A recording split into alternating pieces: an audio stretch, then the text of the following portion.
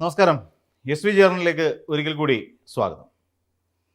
കഴിഞ്ഞ ദിവസം നമ്മുടെ പുതിയ മുഖ്യമന്ത്രിയായി വി ഡി സതീശൻ അധികാരമേറ്റില്ല, നിയുക്തനായി എന്ന് പറയാം. ഈ വി ഡി സതീശൻ കഴിഞ്ഞ ദിവസം 2001 നമ്മുടെ മുഖ്യമന്ത്രിയായിരുന്ന ഇപ്പോൾ BJP നേതാവായ അനിൽ ആൻ്റണിയുടെ അച്ഛനെ കാണാനായി, അതായത് AK ആൻ്റണിയെ കാണാനായി വീട്ടിലേക്ക് പോയിരുന്നു. ആ സമയത്ത് മുതിർന്ന നേതാവാണല്ലോ AK ആൻ്റണി. അപ്പോൾ AK ആൻ്റണിക്ക് കാണാനായിട്ട് വി ഡി സതീശൻ പോകുമ്പോൾ സ്വാഭാവികമെന്നോണം അദ്ദേഹത്തിൻ്റെ അനുചരന്മാരും മാധ്യമപ്രവർത്തകരുമെല്ലാം അവിടെ കൂടി. അവിടെ വെച്ചിട്ട് AK ആൻ്റണി കാര്യമാത്ര പ്രസക്തമായ ചില കാര്യങ്ങൾ പറഞ്ഞു. അതിനകത്ത് പകുതി സത്യവുമുണ്ട്, എന്നാൽ ജനങ്ങളോടുള്ള ചില മുന്നറിയിപ്പ് കൂടിയുണ്ട് എന്നാണ് എനിക്ക് തോന്നുന്നത്.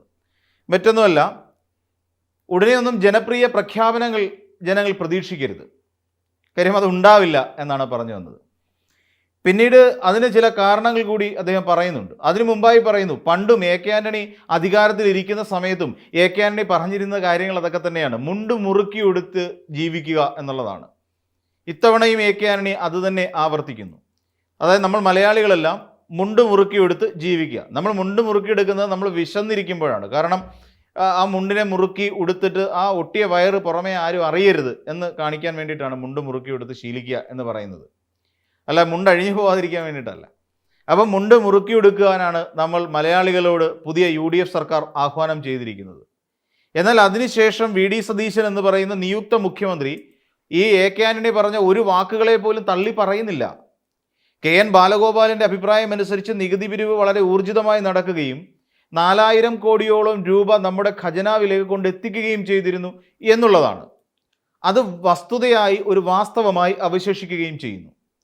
അപ്പോഴാണ് AK ആൻ്റണി എന്ന് പറയുന്ന ആ പഴയകാല എന്താ പറയുക, ഒരു പഴയകാലത്തുണ്ടായിരുന്ന പ്രതാപിയുടെ വാക്കുകൾ ഇങ്ങനെയാണ്: നിങ്ങൾ മുണ്ട് മുറുക്കി എടുക്കുക, ജനപ്രിയ പ്രഖ്യാപനങ്ങളൊന്നും ഉണ്ടാകുകയില്ല, ആകപ്പാടെ പാപ്പരായ ഒരു സംസ്ഥാനമാണ് കേരളം. ശരി തമ്പ്ര, പിന്നെ എന്തിനാണ് പാപ്പരായ ഈ കേരളത്തെ ഏറ്റെടുക്കാൻ വേണ്ടി ഈ പ്രതിപക്ഷ നേതാവായിരുന്ന വി ഡി സതീശൻ ഈ കേരളമൊട്ടുക്ക് നടന്ന അനാവശ്യ പ്രചരണങ്ങൾ കള്ളമടക്കം പറഞ്ഞ് പ്രചരിപ്പിച്ച് എന്തിനായിരുന്നു? അത്രയ്ക്ക് ദാരിദ്ര്യം അനുഭവിച്ചുകൊണ്ടിരിക്കുന്ന, പാപ്പരായി കിടക്കുന്ന ഈ കേരള സംസ്ഥാനത്തെ, കടം കൊണ്ട് പൊറുതിമുട്ടിയിരിക്കുന്ന ഈ സംസ്ഥാനത്തെ ഏറ്റെടുത്തുകൊണ്ട് എന്ത് മാജിക്കാണ് വി ഡി സതീശനെ കൊണ്ട് ചെയ്യാൻ കഴിയുക? അതിനുള്ള കോൺഫിഡൻസ് ഈ പറയുന്ന വി ഡി സതീശനുണ്ടോ? പൊതുവിലില്ല എന്ന് പറയേണ്ടി വരും. അപ്പോൾ അതായത് ഇവിടുത്തെ 2001 അദ്ദേഹം ഉണ്ടായിരുന്ന കാലത്ത്, അതായത് AK ആൻ്റണി ഭരിക്കുന്ന കാലഘട്ടത്തിൽ ഇത് തന്നെ പറഞ്ഞിരുന്നില്ല, 10 പൈസ എടുക്കാനില്ല എന്നായിരുന്നു അദ്ദേഹം അന്ന് പറഞ്ഞുകൊണ്ടിരുന്നത്. 5 പൈസ പോലും എടുക്കാനില്ലാത്ത ഒരവസ്ഥയാണ് കേരളത്തിലെ ഖജനാവിൻ്റേത് എന്ന് പറഞ്ഞിട്ടുണ്ടായിരുന്നു. അതേ AK ആൻ്റണി ഇപ്പോഴും അത് തന്നെയാണ് പറഞ്ഞത്. അന്ന് അദ്ദേഹം ഉണ്ടായിരുന്ന കാലത്തുണ്ടായിരുന്നതിനേക്കാൾ 10 മടങ്ങാണ് ഇന്ന് കേരളത്തിൻ്റെ ദാരിദ്ര്യ അവസ്ഥ എന്നാണ് AK ആൻ്റണി പറയുന്നത്. ശരി, കഴിഞ്ഞ 10 വർഷക്കാലം കേരളം കൊടിയ ദാരിദ്ര്യത്തിലായിരുന്നു എന്ന് നമ്മൾ കരുതുക, ഖജനാവ് കാലിയായിരുന്നു എന്ന് കരുതുക. അത്രത്തോളം പാപ്പരത്വം അനുഭവിച്ചുകൊണ്ടിരുന്ന ഒരു സംസ്ഥാനത്ത് ദാ ഇപ്പോൾ ഇടതുപക്ഷ സർക്കാർ പുറത്തേക്ക് ഇറങ്ങുന്ന അവസാന കാലഘട്ടത്തിൽ നോക്കൂ, ഏതെങ്കിലും ഒരാൾക്കെങ്കിലും പെൻഷൻ കുടിശ്ശികയുണ്ടോ? ഒരു മാസത്തെ എങ്കിലും ഇല്ല. ഇനിയും ഈ പറയുന്ന 2016 വരെയുള്ള ആ കാലഘട്ടത്തിൽ ഏറ്റവും വലിയ ശക്തമായ മുന്നേറ്റം നടത്തിയെന്ന് അവകാശപ്പെടുന്ന ആ കാലഘട്ടത്തിൽ എന്തായിരുന്നു നമ്മുടെ സംസ്ഥാന സർക്കാരിൻ്റെ അവസ്ഥ? 18 മാസം കുടിശ്ശികയുണ്ടായിരുന്നു. ആ കുടിശ്ശികയെല്ലാം കൊടുത്തു തീർത്തതാ ഇപ്പോൾ 2026 മെയ് മാസത്തിൽ സംസ്ഥാന സർക്കാർ പടിയിറങ്ങുമ്പോൾ, ഇടത് സർക്കാർ പടിയിറങ്ങുമ്പോൾ 1 രൂപ പോലും കുടിശ്ശികയില്ല. അതാണ് കടമായിരുന്നിട്ട് കൂടി ഇതൊക്കെ നടത്തിയെടുത്തു. കടമായിരുന്നിട്ട് കൂടി KSRTC എന്ന് പറയുന്ന നമ്മുടെ പൊതുഗതാഗത സംവിധാനം ദാ ഇപ്പോഴും മല പോലെ ഉറച്ചു നിൽക്കുന്നു, കോടിക്കണക്കിന് രൂപ വരുമാനവുമായി. അപ്പോഴോ നമ്മൾ കൊടിയ കടബാധ്യതയിലാണെന്ന് പറയുന്ന സമയത്തും നമ്മളുടെ വീട്ടിലേക്ക് വൈദ്യുതി മുടങ്ങിയിട്ടില്ലായിരുന്നു ഇതുവരെ. അപ്പോഴോ എവിടെയാണ് പാപ്പരത്വം? ഇവിടെ കടബാധ്യതയിലായിരുന്നിട്ട് കൂടി നമ്മുടെ ദേശീയപാത 66 വികസന പ്രവർത്തനങ്ങൾക്കായി 5000 ചില്ലുവാനും കോടി രൂപ സംസ്ഥാന സർക്കാർ മുടക്കി കഴിഞ്ഞിരിക്കുന്നു, സ്ഥലം അക്വയർ ചെയ്യുന്നതിനായി. അപ്പോൾ എവിടെയായിരുന്നു ദാരിദ്ര്യം?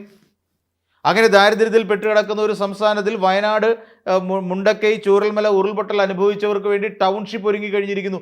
എവിടെയാണ് നമ്മുടെ ദാരിദ്ര്യം? നമ്മുടെ വീടുകളിലേക്ക് കോവിഡ് കാലത്ത് ഭക്ഷ്യക്കിറ്റുകൾ എത്തിയിരുന്നു. എവിടെയായിരുന്നു അപ്പോൾ ഈ പാപ്പരത്വം? അപ്പോൾ ഇതെല്ലാം നമ്മുടെ സംസ്ഥാനത്ത് പാപ്പരത്വം എന്തെന്നറിയാതെ നമ്മൾ കഴിഞ്ഞുകൂടിപ്പോയ കാലങ്ങളായിരുന്നു. ദേശീയപാത വികസനം, സ്കൂളുകളുടെ ഇൻഫ്രാസ്ട്രക്ചർ ഡെവലപ്മെൻറ്റ്, ടൂറിസം ഡെവലപ്മെൻറ്റ്, പൊതുമരാമത്തിൻ്റെ നിർമ്മാണ പ്രവർത്തനങ്ങൾ, പാലങ്ങളുടെ നിർമ്മാണ പ്രവർത്തനങ്ങൾ, ഈ പറയുന്ന 10 ഇരട്ടിയോളം വരുന്ന കടബാധ്യതയും ദാരിദ്ര്യമുണ്ടായിരുന്നിട്ട് കൂടി നമ്മൾ ഇതെല്ലാം അച്ചീവ് ചെയ്തു, നേടിയെടുത്തു എന്നുള്ളതാണ് വാസ്തവം. അപ്പോൾ നിങ്ങൾ വി ഡി സതീശനെ അധികം ഇട്ടങ്ങോട്ട് ഇളക്കരുത്, വി ഡി സതീശൻ ഇതൊക്കെ ചെയ്യും എന്നാണ് പറയുന്നത്. എന്നാൽ ഈ പറയുന്ന ഇത്രയും വിശാരദനായ എക്കണോമിക്സുമായി ബന്ധപ്പെട്ട് അദ്ദേഹത്തിന് വലിയ അഭിപ്രായം ഉണ്ടായിരുന്നിട്ടും വിവരമുണ്ടായിരുന്നിട്ട് കൂടി എന്നാൽ വി ഡി സതീശൻ എപ്പോഴെങ്കിലും എ കെ ആന്റണി പറഞ്ഞതിൽ നിന്ന് ഒരു അല്പം അങ്ങോട്ടോ ഇങ്ങോട്ടോ മാറ്റി പറഞ്ഞിട്ടുണ്ടോ? ഇല്ല എന്നാണ് എൻ്റെ അറിവ്. അപ്പോൾ ഈ കേരളത്തെ നമ്മൾ പ്രതീക്ഷിക്കുന്ന ഒരു അവസ്ഥയിലേക്ക് കേരളം എത്തില്ല എന്ന് ഏറെക്കുറെ നമുക്ക് ബോധ്യപ്പെട്ടു. ഇപ്പോൾ നമുക്ക് നോക്കാം, കേരളത്തിൽ സ്ത്രീകൾക്ക് സൗജന്യമായി KSRTC ബസ്സുകളിൽ യാത്ര. നമുക്കറിയാം, അത് അവരുടെ ഒരു വമ്പൻ പ്രഖ്യാപനത്തിൻ്റെ ഭാഗമായിരുന്നു. ഇന്ദിരാ ഗ്യാരണ്ടി എന്നൊക്കെ പറയുന്ന ഒരു വമ്പൻ പ്രഖ്യാപനത്തിൻ്റെ ഭാഗമായിരുന്നു. നമ്മുടെ കേരളത്തിൽ ഏകദേശം 70% വരുന്ന സ്ത്രീകളാണ് യാത്രക്കാർ ബസ്സിൽ. ബാക്കിയുള്ളവർ 2 വീലറിലൊക്കെ ബൈക്കിലും ഒക്കെ കയറിയിട്ടാണ് നമ്മുടെ പുരുഷന്മാർ പലരും ഓഫീസുകളിലേക്ക് പോവുകയും കാറിലൊക്കെ പോകാറുണ്ട്. അപ്പോൾ 70% വരുന്ന സ്ത്രീകളുണ്ട്. ഇത് പ്രകാരം സംസ്ഥാന സർക്കാരിന് ഉണ്ടാകാൻ പോകുന്നത് ഏകദേശം 90 കോടിയിലധികം രൂപ പ്രതിവർഷം ഉണ്ടാകാൻ പോകുന്നു. അതായത് ഈ പറയുന്ന 90 കോടി രൂപ KSRTC പോലെ ഒരു സംവിധാനത്തിന് നഷ്ടമാകുന്നു. ഇപ്പോൾ KSRTCയെ കണ്ട് വിരൽ പിടിക്കുന്നതിന് കാര്യം എന്താ? ഇന്ന് വളരെ മനോഹരമായ ഇവിടുത്തെ സ്വകാര്യ ബസ് സർവീസുകളോട് കിടപിടിക്കുന്ന തരത്തിലുള്ള ബസ് സർവീസുകൾ നമുക്ക് ഇൻട്രസ്റ്റേറ്റ് അടക്കം നടക്കുന്നുണ്ട്. അതോടൊപ്പം തന്നെ നമ്മുടെ ഇതുവരെ പൊട്ടിപ്പൊളിഞ്ഞ് കിടന്നിരുന്ന ബസ് സ്റ്റേഷനുകളെല്ലാം നിരവധിയായ വലിപ്പത്തിലേക്കും അതോടൊപ്പം തന്നെ ഒരു ഷോപ്പിംഗ് മാളുകൾ പോലെ ആക്കി മാറ്റിക്കൊണ്ട് അവിടെയെല്ലാം അതെല്ലാം വാടകയ്ക്ക് കൊടുക്കുന്ന ഒരു അവസ്ഥയിലേക്ക് വരെ എത്തിക്കൊണ്ട് ഈ പറയുന്ന ടിക്കറ്റ് ഇതര വരുമാനം കൂടി KSRTC കണ്ടെത്തുന്നുണ്ട് എന്നുള്ളതാണ്. അപ്പം ഇങ്ങനെയെല്ലാം നടക്കുന്നുണ്ട്. അപ്പോൾ ഫലത്തിൽ ഇനി സംഭവിക്കാൻ പോകുന്നത് 90 കോടി രൂപയോ KSRTCക്ക് കുറവ് വരുമ്പോൾ ഈ 90 കോടി രൂപ പ്രതിവർഷം സംസ്ഥാന സർക്കാർ പിന്നെ KSRTCക്ക് നൽകേണ്ടതുണ്ട്. കാര്യം അവർക്ക് ഉള്ള പെൻഷനുകൾ കൊടുക്കണം, ശമ്പളം കൊടുക്കണം, ഇങ്ങനെ തുടങ്ങി ഒരുപാട് കാര്യങ്ങൾ ഇതിനകത്ത് അടക്കം ചെയ്യുന്നുണ്ട്. അപ്പോഴും ഈ പാപ്പരായി കിടക്കുന്ന സംസ്ഥാന സർക്കാർ എങ്ങനെയാണ് ഈ 90 കോടി രൂപ ഇനി അവർക്ക് കൊടുക്കാൻ സാധിക്കുക? ഇനി പെൻഷൻ 3000 ആക്കി ഉയർത്തും. അവരുടെ ഒരു വമ്പൻ പ്രഖ്യാപനമായിരുന്നു. ഈ പെൻഷൻ 3000 ആക്കി ഉയർത്തുമ്പോൾ ആ 3000 രൂപയിലെ അധികമായി ഇപ്പോൾ കൊടുത്തിരിക്കുന്ന 2000-ൽ നിന്നും 1000 രൂപ അധികപ്പറ്റ് വരുന്നു. അങ്ങനെ സംസ്ഥാന സർക്കാരിനെ സംബന്ധിച്ചിടത്തോളം അതിന് അധിക ബാധ്യതയായി അല്ലെങ്കിൽ അധിക ചെലവായി 7440 കോടി രൂപ പ്രതിവർഷം ആവശ്യമായി വരുന്നു. ഇനിയും അടുത്ത ഈ പറയുന്ന ഉമ്മൻചാണ്ടി ഇൻഷുറൻസ് പദ്ധതി, ഈ ഉമ്മൻചാണ്ടി ഇൻഷുറൻസ് പദ്ധതിയും ബന്ധപ്പെടുത്തിക്കൊണ്ട് എല്ലാ കുടുംബങ്ങൾക്കും ഇത് ഏർപ്പെടുത്തുകയാണ്. നമ്മുടെ സംസ്ഥാനത്ത് റേഷൻ കാർഡിൻ്റെ മാത്രം കണക്കനുസരിച്ച് നോക്കുകയാണെങ്കിൽ നമ്മുടെ സംസ്ഥാനത്ത് 90 ലക്ഷം കുടുംബങ്ങളാണ് നമ്മുടെ സംസ്ഥാനത്ത് ഇന്നുള്ളത്. ഈ 90 ലക്ഷം പേർക്കും 25 ലക്ഷം രൂപ എന്ന് പറയുന്ന ഒരു പദ്ധതി നടപ്പിലാക്കുകയാണ്. അപ്പോൾ അതിനൊരു പ്രീമിയം 10000 രൂപ മിനിമം അടയ്ക്കേണ്ടതായി വരും എന്ന് നമുക്കെല്ലാവർക്കും അറിയാം. ഒട്ടുമിക്ക ആൾക്കാർക്കും ഇന്ന് ആരോഗ്യ ഇൻഷുറൻസ് ഉള്ളതാണ്. അപ്പോൾ ഈ തുക എവിടെ നിന്നായിരിക്കും കണ്ടെത്തുക?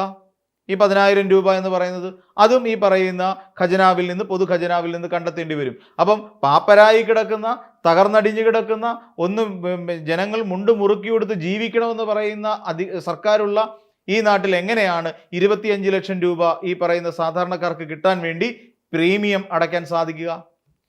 ഇതാരും വീട്ടുകാരും ഏറ്റെടുക്കില്ലല്ലോ. കാര്യം സർക്കാർ കൊടുത്തിരിക്കുന്ന വാഗ്ദാനത്തിൽ എന്തിനാണ് വീട്ടുകാർ, ഇപ്പോൾ ഞാനെന്ന് പറയുന്നൊരു വ്യക്തി എന്തിനാണ് എൻ്റെ കയ്യിൽ നിന്ന് പൈസ എടുത്ത് പ്രീമിയം അടച്ചിട്ട് ഇൻഷുറൻസ് ചേരുന്നത്?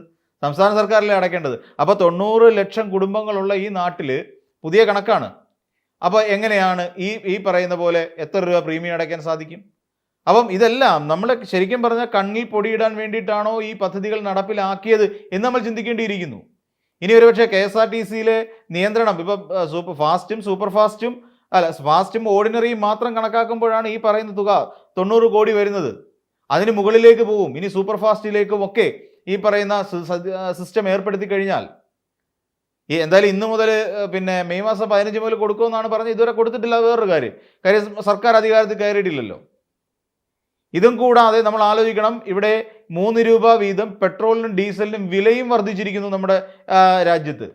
അപ്പോൾ ഇത്രയും വലിയ സംഭവങ്ങൾ നടക്കുന്ന സമയത്താണ് ഈ പറയുന്ന പോലുള്ള എന്താ പറയുക പറച്ചിലുമായി വരുന്നത്. ഇത് കേൾക്കുമ്പോൾ ജനങ്ങൾ മനസ്സിലാക്കിക്കൊള്ളുക, ഇവിടെ ഒന്നും നടക്കാൻ പോകുന്നില്ല. ഇപ്പം ഈ പറയുന്ന പാപ്പരായ സംസ്ഥാന സർക്കാർ ഇവിടെ പോർട്ടുണ്ടാക്കി, മെട്രോ റെയിൽ പ്രോജക്റ്റും വാട്ടർ മെട്രോയും ഈ നാട്ടിൽ നടപ്പിലാക്കി, ദേശീയപാത വികസനം, തീരദേശ ഹൈവേ, മലയോര ഹൈവേ, അതോടൊപ്പം തുരങ്കപാത നിർമ്മാണം, അങ്ങനെ നിരവധിയായ പദ്ധതികൾ നമ്മുടെ കേരളത്തിൽ നടപ്പിലാക്കി കഴിഞ്ഞിരിക്കുന്നു ഈ സർക്കാർ, അതായത് കഴിഞ്ഞുപോയ സർക്കാർ. അവിടെയാണ് പാപ്പരത്വത്തിൻ്റെ കണക്കം പറഞ്ഞുകൊണ്ട് വരുന്നത്. മിക്കവാറും ഈ പറയുന്നതെല്ലാം നമ്മൾ മേലോട്ട് നോക്കിയിരിക്കേണ്ട അവസ്ഥയിലേക്കൊക്കെ എത്തുമെന്നാണ് തോന്നുന്നത്. ആന്റണിയുടെ വാക്കുകൾ വേറെ ആരും ഖണ്ഡിച്ചു പറഞ്ഞിട്ടില്ല എന്നുള്ളതും ഏറ്റവും ശ്രദ്ധേയമാണ് എന്ന് പറയുന്നു. അപ്പോൾ മറ്റൊരു വീഡിയോയുമായി നമുക്ക് വീണ്ടും കാണാം.